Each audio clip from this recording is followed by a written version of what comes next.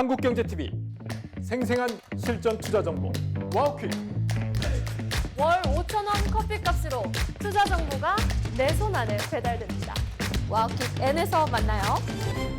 네, 시장이 오늘은 좀 반등을 해주고 있습니다. 엔비디아의 예상을 뛰어넘는 실적이 시장의 상승에 덕을 좀 주고 있죠. 그래서 전반적으로 시장 상황 그리고 앞으로 이 반등이 좀 더 이어질 수 있을까 한번 얘기를 좀 나눠보죠. 곽상준 매트릭스 투자자문 대표가 나와 있습니다. 어서 오십시오. 네, 안녕하세요. 대표님도 이제 엔비디아 실적 눈여겨보고 계셨을 텐데 오늘 엔비디아 실적 평가부터 좀 해주시고 가장 눈에 들어오는 게 뭐가 있었는지가 좀 궁금하네요.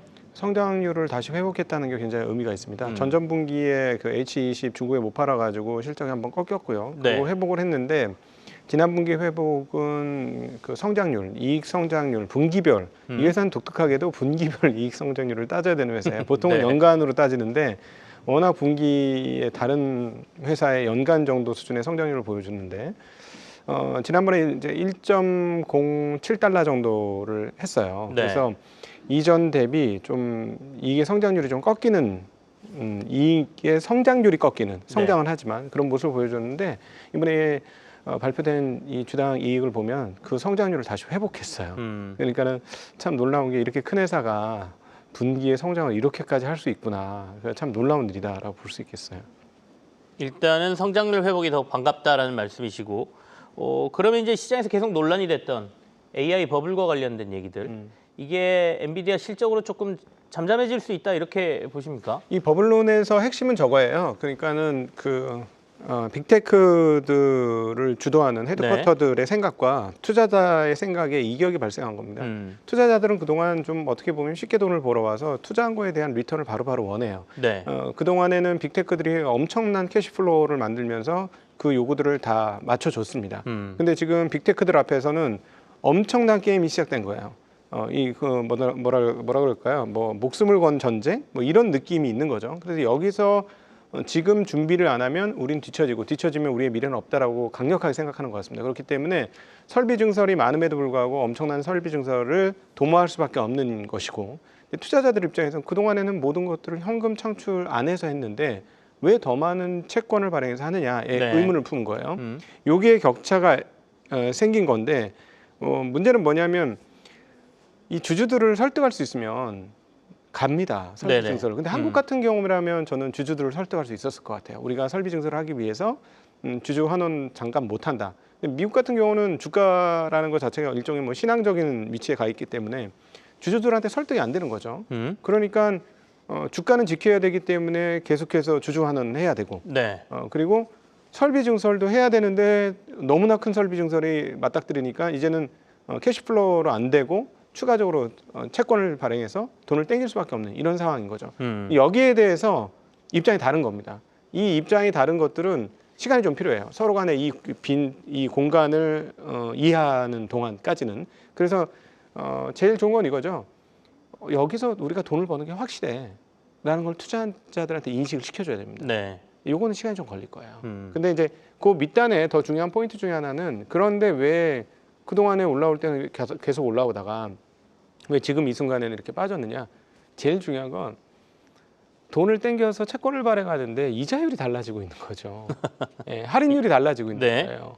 그러니까 연준이 12월에 금리를 내릴 거라고 확신을 하고 있었는데 그거가 확신이 없어지고 동결을 할 것 같고 이러다가 내년에도 동결하는 거 아니야? 이런 분위기가 되자마자 시장은 좀 흔들리게 된 거죠. 채권 쓰는 게 너무 위험한 거 아니야? 할인율이 달라졌는데 이렇게 생각한 거다 이렇게 보시면 되겠어요.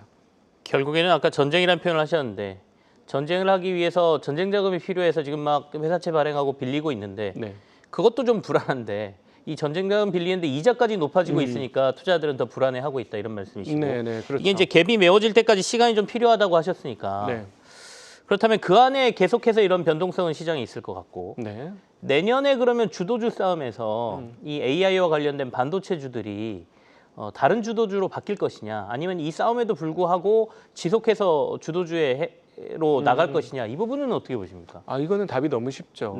왜냐하면은 지금 군비 경쟁을 한다고 칩을 사는 건데 사실은 칩 회사는 이 상황에서 아무 상관이 없어요. 팔아먹기만 하면 돼요. 팔기만 하면 되는 데고 여기는 팔기 위한 설비 증설이기 때문에 아무 문제가 없습니다. 단 문제가 있는 건 빅테크들처럼 설비 증설을 해야 하기 위해서 돈을 쓰고 써야 있는 되는 회사들. 여기가 문제이기 때문에 이 문제는 전혀 문제가 될 게 없어요. 그래서 지금 미국의 성장률이 소비에서 나오는 게 아니라 설비 증설에서 나오고 그 설비 네. 증설은 대부분 AI입니다. 그래서 당분간 26년도 중반까지는 확정적으로 실적은 좋다. 그러니까 여기서 이제 중요한 포인트는 시장을 바라보는 전체 컨센이 어떻게 될 거냐가 핵심이에요. 그러니까 실적에 대해서는 이제는 엔비디아의 이번 실적을 보면서 내년도 반기까지의 실적은 의문을 품을 여지가 없어졌다. 네. 그러나 투자자들의 어떤 심리도를 보여주게 될 전체 시장 분위기가 어떻게 될 거냐. 그리고 이 전체 시장 분위기는 앞서 말씀드렸던 대로 금리가 굉장히 큰 역할을 할 것이다. 라는 거죠. 결국에는 설비 증설에 나서면 칩을 공급하고 하는 반도체 회사들은 2026년 중반까지는 전혀 문제 없이 실적이 받쳐줄 거다라는 말씀이시고 중요한 거 금리라고 말씀하셨으니까 당장 12월에 미국 연준이 금리를 동결할 거다라는 시장 예상이 높아지고 있지 않습니까? 어떻게 전망하십니까? 제가 경제 전문가까지는 아니니까 네. 정확하게 예측하기는 어렵습니다만 현재 분위기 봐서는 그 금리 한 달 정도는 쉬었다 갈 수 있을 것 같습니다. 그러니까 이제 이 부분은 이번 나스닥의 고점 대비 한 7% 하락으로 상당 부분 반영은 됐다라고 보여주고요. 근데 이제 문제는 내년에도 동결을 하면 어떻게 될 것이냐. 네네. 이게 이제 핵심 포커스예요. 만약에 내년에도 첫 번째 FOMC 회의에서 동결을 연속으로 2달 정도 한다면 시장 충격은 좀 있을 거예요. 그럴 가능성도 있다고 보세요? 네, 지금 상황이? 왜냐하면 지표가 네. 별로 안 나쁩니다. 지표를 금리를 내려줄 정도로 그렇게 미국 경제가 어렵거나 고용이 나쁘거나 뭐 이런 상황들은 절대 아니기 때문에 그런데 결국에는 이렇게 될 거로 봐요.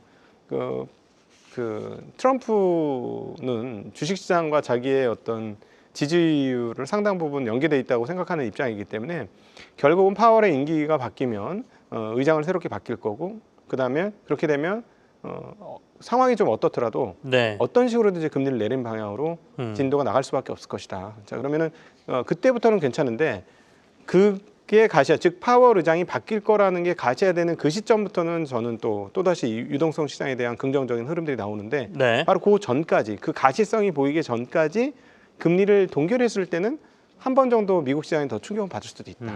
이렇게 봐야 될 것 같습니다. 사실은 약간 시장에 뭐라 그럴까요? 불확실성이 좀 더 높아졌다라고 하는 게 미국이 지금 이른바 셧다운 기간이 좀 길어지면서 지표 공백 시기잖아요. 그러니까 약간 깜깜이 지표가 아직 안 나와서 계속 밀리고 있으니까 이걸 확인하면 시장에서 조금 더 아까 말씀하신 대로 그래 12월 한 달만 쉬고 내년에는 좀 내릴 수 있을 것 같아 이렇게 판단할 수 있겠는데 이 판단이 안 서니까 이제는 그렇죠. 내년 초에도 혹시나 동결하는 거 아니야 이 불안감이 더 작용하는 것 같아요. 그러니까 결국은 그 불안감을 이제 당분간 안고 가는 겁니다. 안고 가는 건데 그러면 AI 쪽에서 실적이 이렇게 엔비디아처럼 한번 빵 치고 나오는 것들이 문제 없어.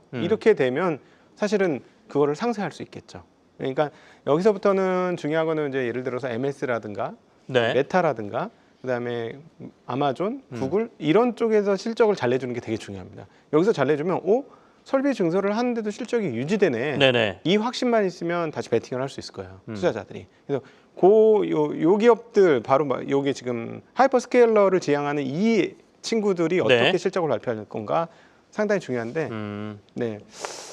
자 그러면 우리 시장 얘기로 돌아와서 9월, 10월하고 지금 시장 분위기가 확 바뀌었잖아요. 11월 들어서 이제 좀 조정도 받았고 오늘은 반등을 하고 있습니다만 시장이 지난번이 고점이었나 보다. 이걸 못 뚫을 것 같아. 뭐 이렇게 말씀하시는 분들도 있고요. 저는 그거는 전혀 동의하기는 좀 어렵습니다. 앞으로 시장이 좀 더 상승할 가능성이 높다. 연내에도 상승 가능성이 있다고 보세요? 그보다 더 고점을 돌파할 가능성이 있다고 보세요? 지금 한국 주식시장에 그 근원적 변화가 하나 있고요. 그거는 이제 정책으로 인한 뭐 상법 개정 등을 통한 정책적 변화고 그래서 이 정책적 변화가 걸리는데 저는 3, 4년 시간 더 필요하다고 생각합니다. 주주총회 몇 번은 더 해야 된다고 생각하거든요. 상법 개정이 본격적으로 작동을 하려면 이거는 이제 시간이 많이 걸리는 일인데 이 정책적 의지를 가지고 주식시장에 포커스를 맞추겠다고 했으니까 요거를 흔들리지 않고 계속해서 유지를 한다면 기본적인 밸류에이션의 틀이 다 바뀔 수 있다라고 생각합니다. 그러니까 한국 같은 경우는 뭐 PBR 밴드가 뭐 0.75배에서 뭐 1.4배, 1.5배 뭐 여기서 주로 놀았다면 이 밴드 자체가 위로 상향되는 거죠. PER 밴드도 마찬가지입니다. 전체적으로 상향될 수 있다라고 보여지는 거고요. 요거는 그냥 시장이 전반적으로 계산된다. 그리고 달러 약세라는 건 멀티플의 상향을 이끌 수 있기 때문에 원화 약세가 잠깐 멈추는 그 시점이 되면 전반적인 멀티플 상향은 충분히 조정 가능하다라는 게 이제 큰 틀에서의 이제 한국에 대한 네. 시각이고요. 또 다른 한 축은 기업 실적인데 기업 실적을 보면 지금 불안해하는 게 사실 솔직히 좀 이해가 안 돼요. 저는 지금 그 제일 유명한 삼성전자 하이닉스 그리고 제일 많이 갖고 계실 삼성전자 하이닉스 실적을 추정만 해보시면 지금 왜 불안해하는지 솔직히 저는 잘 모르겠어요. 왜냐하면 지금 최근 한 달 반 동안에 네. 그 리포트가 나올 때마다 전망이 상향되고 있습니다. 그렇죠. 그리고 앞으로 나올 리포트들도 전망을 상향시킬 거예요. 왜냐하면 현물가가 저희가 본 적이 없는 현물가가 나오고 있거든요. 지금 아니 그 5달러 하던 게 지금 25달러 근처까지 네네. 올라왔어요. 그러면 대략 보니까 삼성전자 기준으로 DS 사업 부분이 흑자로 전환한 게 한 7달러쯤 되니까 흑자로 전환했는데 그쯤 되면 네. 근데 지금 24달러가 넘는 상황. 아니 그것까지 못 받더라도 그럼 15달러 정도만 받는다고 해도 왕창 깎아서 그럼 15달러 받으면 흑자가 어떻게 되겠습니까? 그래서 지금 저는 이런 얘기를 하는데 젠스상이 와서 치킨 서빙하고 갔던 이유가 급했구나. 서빙했다고 표현하시네요. 네, 우리나라 와서 자기 돈 안 내고 먹고 갔는데. 네, 그렇긴 네. 하지만 이렇게 네. 이렇게 그 세일즈 열심히 했잖아요. 세일즈맨으로서 네네. 세일즈 열심히 하고 왔는데 GPU를 주겠다고 한 이유도 이거 물물 교환이에요. 제가 보기에는 지금 상황이 어느 정도 상황이냐면요. D램의 마진율이 지금 70% 얘기가 나오고 네네. 있거든요. 그러면 이 말인즉슨 왜 굳이 HBM을 만들어야 돼? 저는 마이크론이 가장 먼저 여기 반응할 것 같습니다. 네. 예. 오늘 때마침 뭐 삼성전자도 지금 4.5% 거의 10만 1,000원 선까지 가고 있는 모습이네요. 네. 아니 네. 저 D램 70% 남는데 굳이 HBM 열심히 힘들게 만들어서 70% 남길 이유가 있나요? D램을 소모해가면서 네네. 만드는 게 HBM인데, 그러니까 그 공정률도 떨어지고 수율도 떨어지면 예를 들어 HBM D램 10장 가지고 네네. 한 장이 안 나오는데 쉽게 얘기하면은 한 두세 장은 깨먹고 올려야 되는 게 HBM인데 굳이 HBM 만들 필요가 없잖아요. 근데 이제 그 삼성전자의 현재 상황들을 보면 원시 공정을 위해서 공장 증설을 하고 있기 때문에 이 원시 공정 무조건 HBM 갑니다. 네. 그래서 그 D램 값이 더 오르는 거예요. 그러니까 그 마이크론 테크놀로지가 제가 보기엔 주주들이 지금 무슨 생각을 하게 될지 정말 궁금하거든요. 마이크론의 다음번 이사회에서 무슨 얘기할지가 정말 궁금합니다. 왜냐하면 거기는 주주지향적이잖아요. 네. 그럼 주주들은 HBM 팔지 마세요. D램만 파세요. 이렇게 D램 시장 좋은데 뭐하러? 뭐하러? 왜냐하면 실질 마진, 총 마진은 떨어질 수도 있다. HBM 만들면서 수율이 떨어지니까. 그러면 그렇게 할 수 있으니까 HBM 부족이에요. 그 말씀은 SK 하이닉스와 삼성전자를 비교해 보면 지금 상황에선 삼성전자가 훨씬 매력적이다 이렇게 들리기도 하네요. 네. 지금 우리 앵커님께서 좋은 부분을 지적해 주셨는데요. 그러니까 그동안에는 HBM이 압도적인 마진율을 가지면서 이 선도했던 하이닉스가 압도적인 마진을 구했잖아요. 네. 그러면 또 하나 이제 엄청나게 마진이 올라오는 게 SSD예요. 이 SSD. 그건 여전히 하이닉스가 잘합니다. 그래서 하이닉스의 마진은 그대로 좋아요. 전혀 문제는 없어요. 예, 그런데 삼성은 바닥에서부터 올릴 게 많으니까 그 부분이 유리한 거죠. 알겠습니다. 다음번에 한 번 더 모셔서 다른 얘기도 좀 나눠봐야겠습니다. 저희가 얘기하다 보니까 반도체 시장 쪽만 좀 집중적으로 얘기를 했는데요. 오늘은 여기서 마무리를 짓겠습니다. 곽상준 매트릭스 투자자문 대표와 함께했습니다. 감사합니다. 네, 고맙습니다.